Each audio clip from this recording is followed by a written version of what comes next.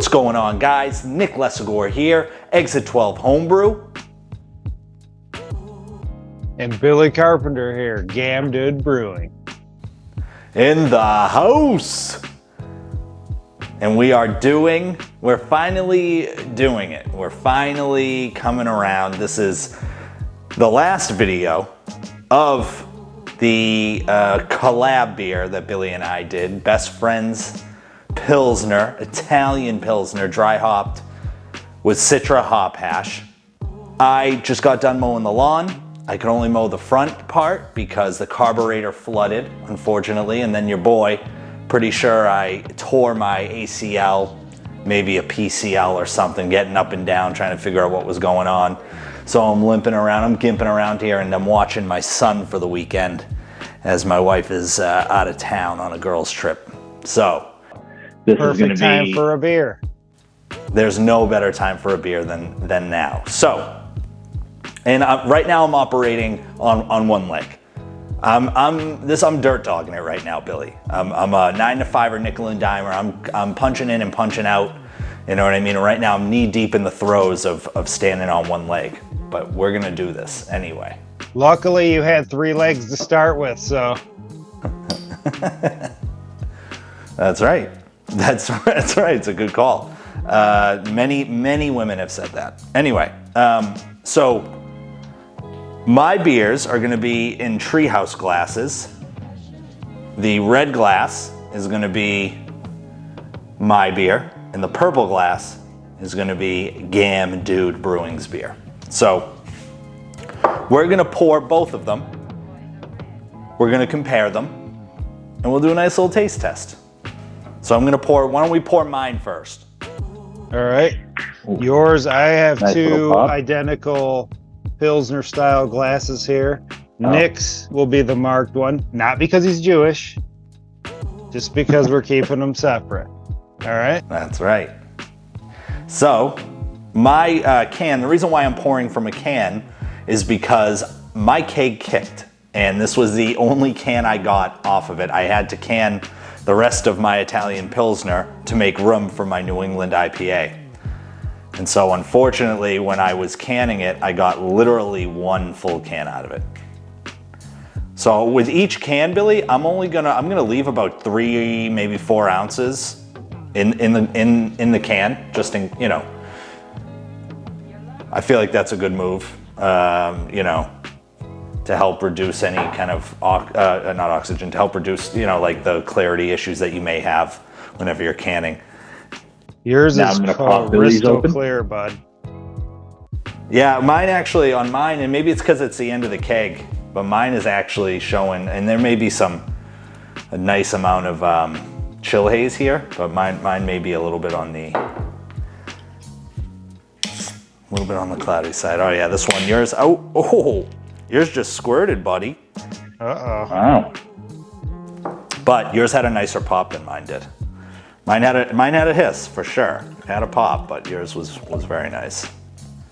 Oh yeah, buddy. I am very, very excited. Yeah, I'm actually gonna leave more like 5 ounces. No, 4, we'll do 4, all right. Okay, so Billy's, oh, yeah, yours is, buddy, yours is crystal clear. I don't know what you were talking about. Yeah, I mean, mine's clear, but yours is next level clear. Like, I would be totally happy with mine if I didn't see yours right next to it. It's funny how yours is coming through, because... Yeah, go ahead. I feel like, just, you know, by whatever coincidence or, you know, our carbonation levels on my cans are like identical, pretty much. Your head seems to be sticking around a little bit more than mine.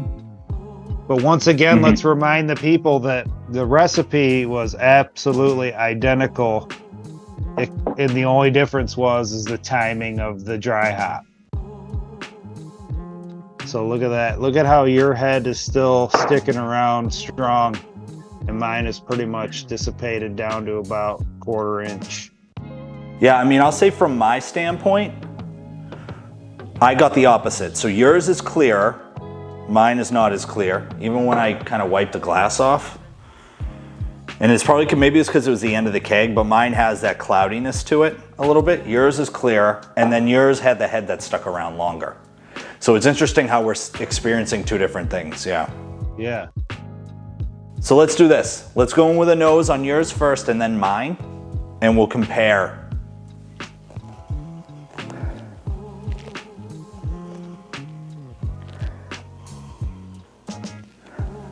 All right, I just did Billy's. I'm gonna do mine now. Different. Oh yeah, yours is way more floral, way more aromatic. I'll say mine is more floral. Mine's more aromatic. I'm definitely getting hops in mine, like, you know, more than usual. Yep. I think yours is more dank hoppy. Mine is more orange rind, orange pith hoppy. Exactly. Yep. You hit it right on the head with that one. It has that little, that danky, I mean, I hate to use this descriptor, but almost like a musty kind of dankness to it. Where yours is really bright, really floral, citrus. Oh man, yours smells awesome. It's everything I can do to not just drink it right after I smell it. You know what though? Yours is more quintessential Pilsner. Like, yours is more to style. If I was a judge, I was smelling both of these, I would be scoring on an aroma perspective yours higher. Yours is more traditional Pils. Because I do get that grainy character. I do get that kind of not biscuit, but I get that malty kind of character that comes through.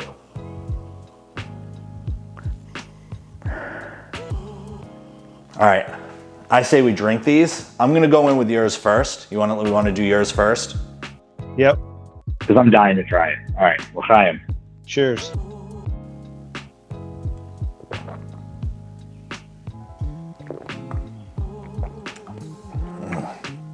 Oh yeah, babe.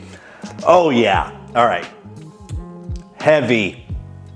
The malt. I'll say this. The hop hash is an incredible product. It's an incredible product because it comes through dank. And I'll be honest, when I was on the aroma, when I was smelling it, my first thought was this may be that dank, hoppy, kind of really overly bitter character, almost in like a New England IPA that I don't necessarily care for. You get none of that in this beer. You get the dank hop character, and that malt backbone comes through and sweeps you off your feet. Like, this is quintessential Pilsner for sure, with a little bit of that, with a little bit of oomph. You know, it's almost like when you first start working out, and or rather you've been working out for years, and you got that first couple of hits of steroids, the first couple of hits of roids in the butt. That's what this beer is. It's like you get that oomph on it. Yep. It's just like when you snort that first line of cocaine in the bathroom at the club. It's exactly like that. I'm just kidding. I have no idea what that's like. We'll go ahead and say that's exactly what it's like. That's exactly what but it's like. I couldn't agree more. No, it is, and I'm going to give all the credit to the recipe development, which was you. Which was a true collaboration. It was a true collaboration. We put together the grain bill together. I feel like the grain bill had a little bit more of your influence. And then you let me kind of play, like with the hops. Like you let me, I suggested hop hash, and then we said, well, what about Citra? We had Citra, I had Citra in stock. I really felt like we did it. And then, the yeast was a collaboration. I really felt like this was a true collab beer. Like this was one of the more collaborative beers that I've done. And it's turned out to be the best collab that I've ever done. I mean, this beer is fantastic. I'm really happy with how this beer turns out. As a matter of fact, I think we both, like almost right away, said we're doing this again. Let's play with a different hop hash, since we really like how this turned out. obviously let's see what else we can do with it, because this beer, like, you know, yours went quick. Right before we hit record, I was gonna pull my sample off the tap and gone. So I had to grab one of my cans that I just happened to have. So, I mean, that's the true testament to how good the beer is we both kicked them pretty quick. Yeah, I couldn't agree more. You came in at 5.8. Check my can. What did I come in at? You were 5.4. On the bottom. All right, so a little bit lower in alcohol. I'll say this, that beer, I'm pouring right now 5.9% blueberry hefe, and the differences in alcohol, that's 5.9 and this is 5.8. And the difference from a flavor perspective on if you can taste the alcohol or not, they're directly the same. You cannot taste the alcohol whatsoever on either one of those beers. So let's go ahead. We're gonna go ahead and try my version of the Italian Pils. Yeah, that's a good idea, Billy. Gonna wet the palate a little bit. Operating on one leg, no big deal. All right. Take a look at this. I'm gonna show it to the camera real quick. Oh man, your aroma. I mean, even when you go up, like you're going for a sip, it just, that's what I really wanted, was this right here, what you got with this aroma. It's not to style, but yeah, I can see why. And I think Billy and I talked about it. Well, let's take a sip first. Live. Cheers, buddy.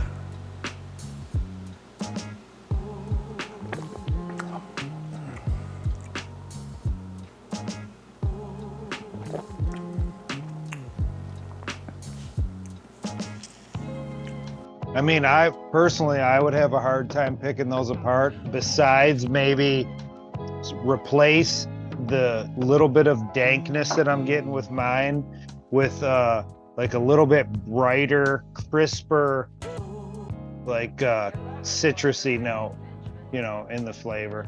And then I don't know if maybe that's just the aroma coming through, because to me yours is so much more aromatic, but I mean, it's awesome. I want to slam this. So here's what I'll say. Yeah. What I'll say is mine comes across for me as a bit more bitter. I get more of that elegant kind of bitterness on mine. And it is, I do convey, like I do get more of the crisp snappiness on mine. But I was actually gonna say,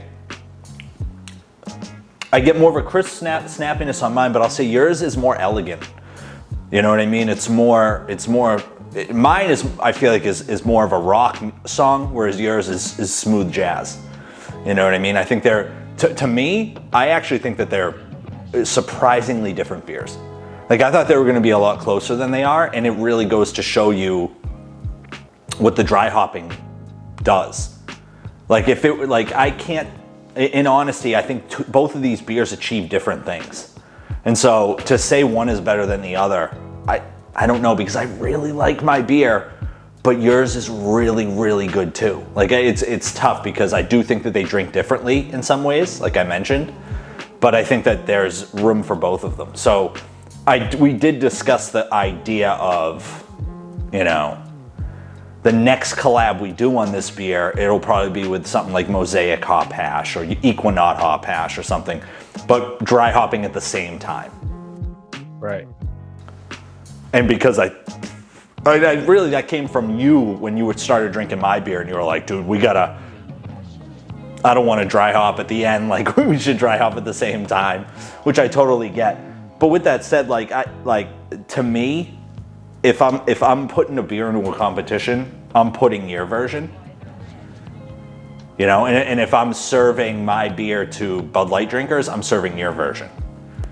Mine is more of an exploratory kind of thing because of, I think, the dry hop. Doing it when I did it, I'm surprised. I thought the beers would be different. Like I thought, flip them.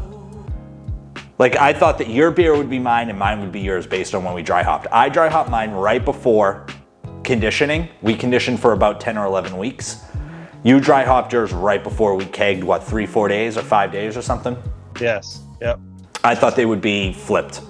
It does surprise me that my beer is coming across with those orange aromas because it sat in solution essentially for 10, 11 weeks. And what have we been told about dry hopping? Like you dry hop, I do it with my New Englands. You dry hop at 24 hours, pull it. Cold crash for 3 days, pull it. Yeah. This is an interesting experiment. But the more I thought about it, though, the more I was thinking that the way you went with would be better, because just knowing how like dense and sticky the hop hash was, I was just picturing in my mind like 4 or 5 days just isn't long enough for that to really break down in the beer and really, you know, get exposed to all the beer and release all of its goodness. And then I'm like, I bet Nick's yours had like what, 10 or 11 weeks to really meld with the beer and break down that hop hash and just turn out awesome. I'm really happy with how yours turned out. I mean, I'm happy with mine too, but personally I like yours better, especially with the aroma. And it'll be interesting when we do it next time. We'll do the same hop timing and everything. It'll be interesting to see if just how different it is with the different systems. You know what I mean? And just see if that was a factor, which I doubt it was. I mean, I won't be able to pick it out. Hell, I mean, I'm not picking out much difference in these two, but it would be interesting to see, you know, if there are any differences between my homemade 3-vessel Herm system and, you know, your system. Yeah, and I mean, to that point, I think there's definitely going to be some differences, because I don't think that the hops are mainly, like, I think the hops play a big part in this specific beer, but I don't think that they're the sole reason why, to me, I'm perceiving the beers differently. You mentioned you see a lot of similarities, and I see some similarities, but I think that we're in disagreement on how similar the beers are. Like, I'm not sure that to me, they're not as similar. And that's what's so great about taste, is that it's subjective, right? It's how you perceive it. Nobody's wrong. That's the best part of it, right? So from my standpoint, the next beer we brew, I would definitely, which surprises me, but I would dry hop at my time as opposed to yours, if I'm going for something that I want to be a conversational beer that's different than the standard. Right? Like different than the pill, like, because your beer to style, like that would win, to me, it would win competitions. My beer, more so people would go, like, I think judges would drink it and go, oh, orange, like that's weird. Right? So like, that's from my standpoint. Now, with that said, you know, your beer, my beer, I'm drinking a lot more of yours than mine. So like,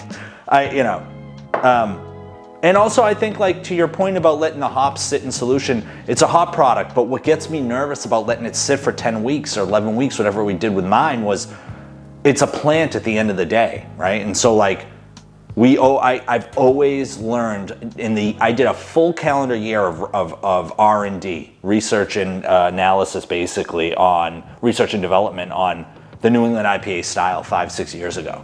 And what I found was the longer I let the hops sit in solution, the more vegetal the beer came out. So I was very nervous about doing it for 10 weeks.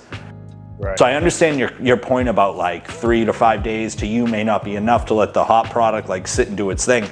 But also to your point, to play devil's advocate, is like it's a hop product that it's pulling the lupulin out. It's when you look at it, and I have a video dropping tomorrow, which you'll see that before this one, but it's a New England IPA I did with hop Lupomax and hop hash. And the hop hash is like nugs, just nugs of what I assume is lupulin.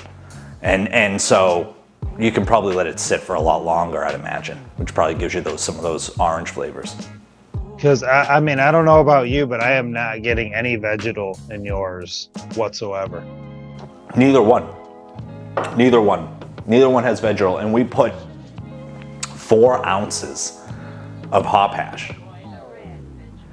That's a lot for a pilsner, for a dry hop pilsner. That's a lot of hops. That's a lot. So I get nothing. And it only furthers my desire to use hop products instead of the traditional T90. And also, just to remind the people that I put a link to Nick's article in my description of all my videos. If you want to see his article about the old research and development on the New England IPA, it's a great read. Check it out. Link in the description. Thank you, buddy. It's actually, it's inspired me. I'm thinking about maybe doing my own blog with some home brewing thoughts, but we'll see. But yeah, so awesome beers, dude. Absolutely love them. This is probably run longer than it should have, but yeah. So like even now, dude, like yours is way clearer than mine. Yours is crystal clear. But this is the last video until maybe we brew this thing again. I have to get a second fermentation chamber just to do lagers. And once I get that, we're off and running. I'm gonna be brewing. We're gonna be doing collab lagers like you read about. It's gonna be awesome. It's a match made in whatever afterlife you believe in. That's right. Also, another little caveat on what you said about no one's wrong about what they're tasting. I think that the only exception to that is Big Dog Dave is wrong when he's tasting something. So just putting it out there so everyone knows. And for those of you that don't know Dave Big Dog, he is a terrible person. And when he drinks beer, he likes to be constructive, but he's wrong because he doesn't know what he's doing. And that's where Billy's coming from. If you don't understand those references because you're not in the BrewTubers Online Homebrew Club, then maybe you should join us. www.brewtubers.com. Join us on the Discord. It's free to get on the Discord. You get on the Discord, you hang out in the lobby with us, chat with us. We'll introduce you, get to chit chat, and then maybe you decide you want to be a paying member, who knows? If not, completely fine too, just hang out in the lobby. But with being a paying member comes a bunch of different paid perks, shall we say. And so it's a really fun time. And it helps, it's connecting me with people like Billy, who has grown to be my best friend in the club, so. Yes, it's awesome. You should join. Awesome. Thanks so much, Billy, for doing this, buddy. I really appreciate it. Thanks I love for you, having me. You got it, buddy. L'chaim. Cheers, Billy's saying thanks for having me like he's on a talk show. Like he's on Late Night with Jay Leno. Thanks for having me. Also, all of Nick's subscribers, don't forget to check me out. My YouTube channel, Gamn Brewing. Check it out. You're kind of like Mick Foley, WWE days with the shameless plugs. You know what I mean? I like that. I can dig it. Thanks so much, buddy. Thanks you. Thank you. No, thank you. I'm pouring the rest of this mother. Thank you. No, don't. Dude, you're crystal clear down to the last drop.